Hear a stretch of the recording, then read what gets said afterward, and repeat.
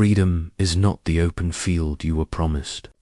It is a narrow doorway, quiet, unmarked, and indifferent to your hesitation. You step toward it, believing it will feel like relief, like release, like air after suffocation. But when you cross it, something heavier settles in your chest. The sound you hear is not liberation. It is the soft, final click of a lock turning behind you, sealing the path you came from without ceremony or regret. Ancient men understood this truth. Freedom was never framed as escape, but as exile chosen willingly. Before it empowers, it isolates. Before it sharpens, it strips. Miyamoto Musashi did not walk away from society because he was fearless. He walked away because he understood that remaining would cost him his essence. Villagers offered warmth, teachers offered structure, names offered belonging. He left them all behind, knowing that what waits beyond the threshold does not explain itself. Modern life tells you freedom means options, movement, endless doors swinging open. Ancient wisdom demands commitment, a narrowing of paths so severe it frightens the unprepared. Musashi chose a road with fewer footsteps because truth echoes louder there. He understood that most men want freedom without consequence, light without heat, strength without solitude. That is not the freedom that shapes warriors. There comes a moment when you realize the door does not reopen. No one chases you. No one warns you. The world continues without noticing your departure. In that silence, fear whispers its first honest question. Are you built to survive what you asked for, or were you only in love with the idea of it? You were raised in noise. Applause trained your nervous system long before you learned to think. Approval became proof of existence, and silence began to feel like erasure. Society teaches you to perform, to signal, to polish your edges until the crowd nods in agreement. Standing still, unreactive, uncelebrated feels unnatural because you were never taught how to exist without witnesses. Musashi understood the danger of being seen too clearly. He refused to gather disciples, refused to build a school, refused to let his name harden into a brand. Reputation is a golden cage. It feeds you while slowly deciding who you are allowed to become. The crowd claps until you deviate, then it sharpens its teeth. Musashi chose obscurity because truth survives better in shadow. When applause disappears, the body panics. The mind scrambles for relevance, for proof, for reassurance. Abandonment by the group feels like death, because for most men, the group is identity. Without it, they do not know where to stand. They mistake attention for worth and noise for life. Silence exposes the hollowness that validation was hiding. This is where many turn back. They call it humility, balance, or realism. But beneath the language is fear. The crowd stops clapping, and you are left with the echo of your own breath. Musashi stayed. He allowed the silence to stretch, to burn, to teach him what remained when no one was watching. What remains is either enough or it is not. Freedom without witnesses is heavier than any chain. There is no praise to lift you and no blame to excuse you. Every outcome points inward. Every failure lands at your feet and refuses to move. Musashi walked with this weight daily, carrying no audience, no reputation to protect, no one to impress. Only action and consequence shared the road with him. When judgment turns inward, the mind resists. You search for narratives to soften the truth, for stories where you are misunderstood rather than unprepared. Most men outsource judgment because self-honesty demands a strength they have not built. It is easier to be evaluated by others than to stand. before yourself without disguise. Seeing yourself without narrative is terrifying. There is no heroic framing, no tragic excuse, no future promise to hide behind. Only what you are, now, stripped of intention and fantasy. Musashi accepted this confrontation as necessary violence. He allowed reality to wound him so illusion could not. Freedom becomes unbearable for the unprepared because it removes distraction. You cannot blame the system, the crowd, the past. The mirror stays fixed. Many mistake this pressure for cruelty, but it is precision. The weight you feel is responsibility finally settling where it belongs. If you endure it, you become solid. If you flee, you remain scattered. Musashi endured.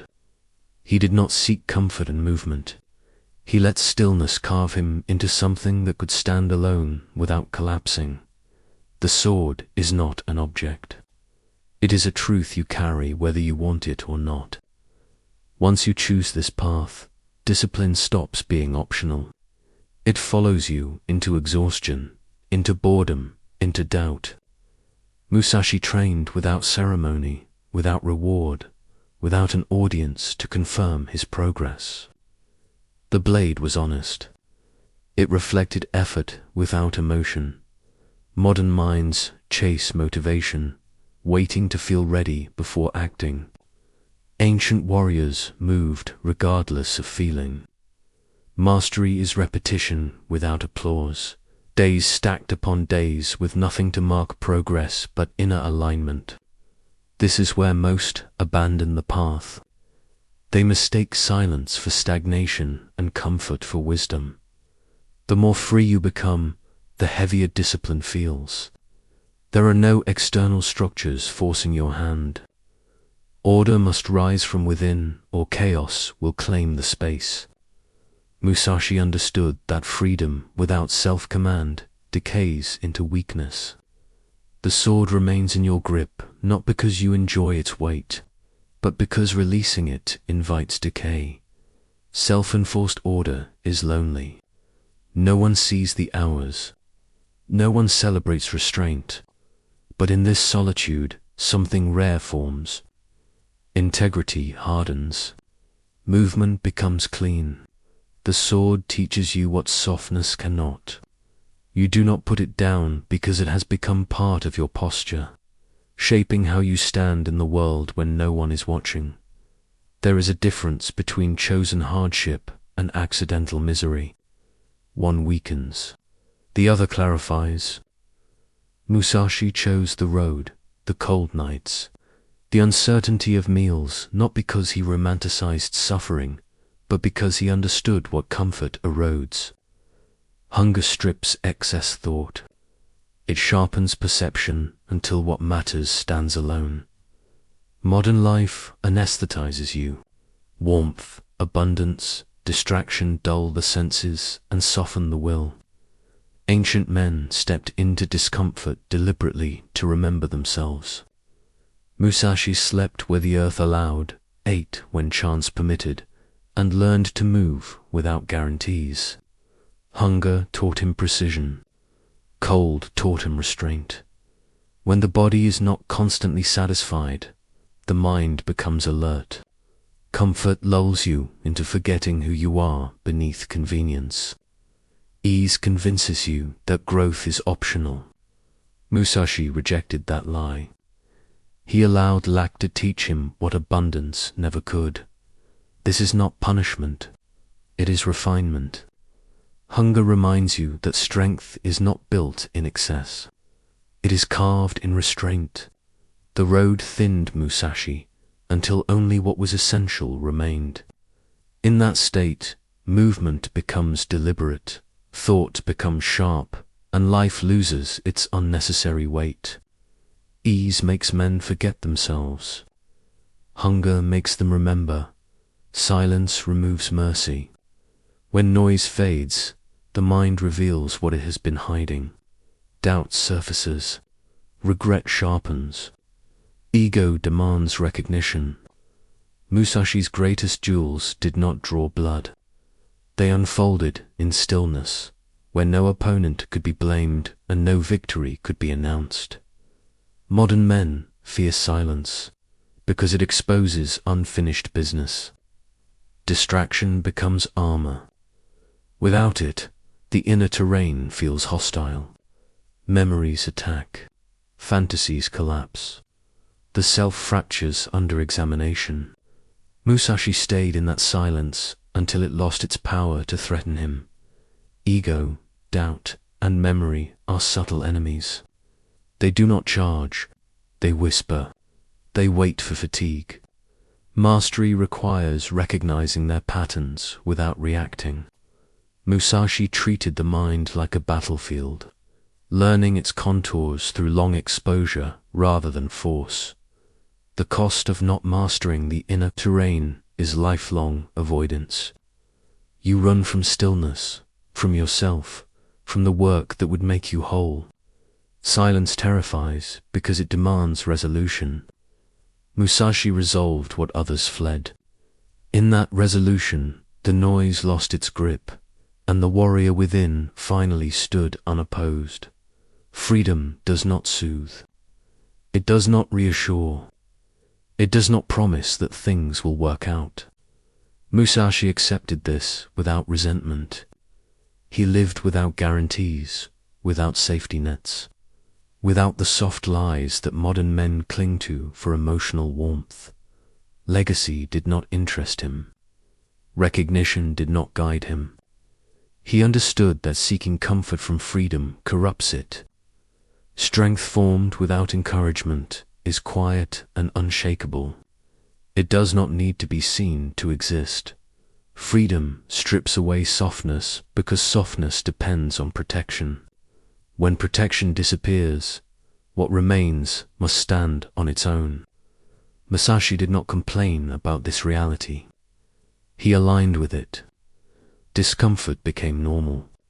Uncertainty became familiar. This is masculine acceptance. Not aggression, not dominance. Acceptance of weight without protest. Freedom refuses to comfort you because comfort weakens the posture required to carry it. Musashi carried it without complaint, allowing the burden to shape him into something that could not be easily disturbed. Solitude is not disorientation. It is alignment. Musashi reached a state where silence no longer felt empty, and movement no longer required permission. Rooted, unshaken, he walked without needing the world to agree. Direction chosen internally cannot be taken away. When you stop asking for approval, resentment dissolves. Pride fades. What remains is clarity. Walking alone without being lost means knowing why you move, even when no one understands.